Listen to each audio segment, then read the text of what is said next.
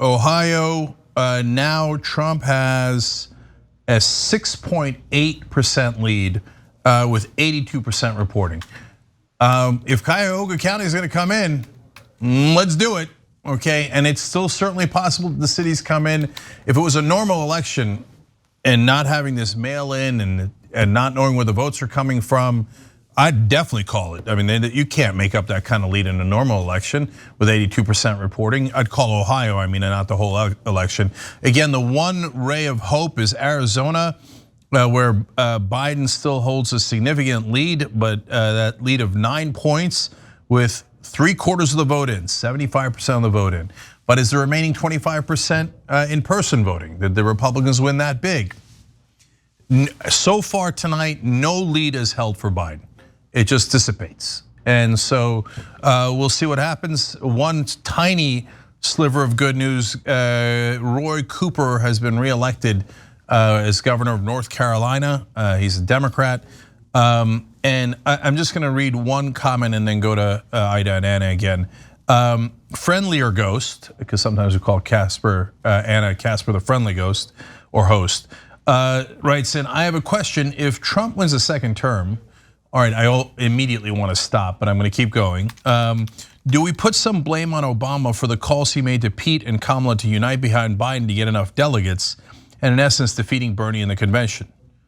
Well, it turns out to be a super easy question. Of course, Obama would be massively responsible for this tragic mistake, and no one in the media will ever let you say that. If you say that in media, you'll be banned.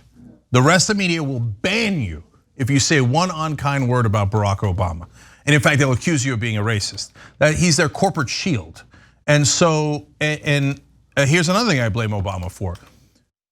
He's the best speaker we have on the Democratic side by a lot. And that includes Bernie Sanders, et cetera. It might not include Nina Turner, might not include Killer Mike, it might not include AOC or Jamal Bowman, but it might. He might be the #1 speaker we have. What do you do, 3 rallies, 4? Remember they yelled at Bernie Sanders because he only did 39 rallies for Hillary Clinton. Now I understand coronavirus and all that, but you don't have to sit in your basement or your yacht all election and wait till a week before the election to do anything. So would Obama be partly responsible? He'd be a giant part of the responsibility of losing. Now that the landslide's off the table, the Democrats definitely screwed up. Definitely. Having an election this close is insane. Insane. All right, again, all right, you get it. We're all in this together. See that ticker down there? That's where we celebrate you guys. The Twitch members, the YouTube members. We try to put your names in as much as possible when you sign up. You hit the join button on YouTube. Right underneath the video, you go to tyt.com/join. You go to tyt.com/go, because it's us versus all of the rest of the media. They're never gonna allow anyone on TV to say Barack Obama's responsible. He's a saint, he's a saint. You're not allowed to say it, okay? Joe Biden's a saint, you're not allowed to criticize him. They thought Hillary Clinton was a saint and you're not allowed to criticize them. Wrong, we will criticize them, and sometimes at the top of our lungs, because our job is not to represent them or their goddamn corporate donors. Our job is to represent you. All right, Ida, speaking of hiding in a basement. And their job is to represent us. They work for us. They work for us, and we cannot blindly support anyone because you don't. That is the greatest insult. If you cannot hold a politician accountable, then you do not truly believe in this person. That is fanaticism. That is not being an active member of the citizenship that is the United States. That's the difference between this country and the other countries. You're supposed to be able to say, no man, you lied about this. You said you were gonna do that. You didn't do this. That is the part, that's what a democracy is.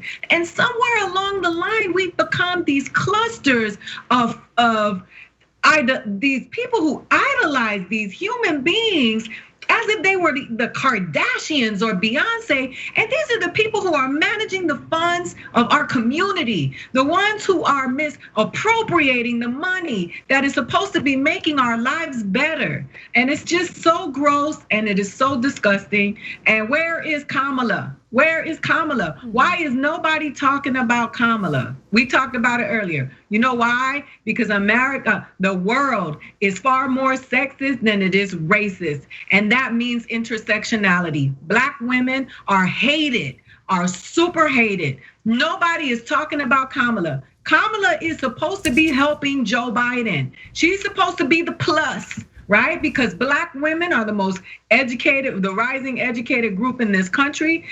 She is supposed to be the dream in this. And what is happening to the dream? It is being erased. You don't hear anybody talking about Kamala. Tell me, we are probably the first people talking about Kamala in the 7 o'clock hour this evening. Yeah, well, that's probably true, except for if you include the Trump administration. So I've seen this movie 1,000 times. The Republicans attack and the Democrats cower. So what did Trump do? He said, "Oh, Kamala Harris is a communist. And a monster." Those are direct quotes.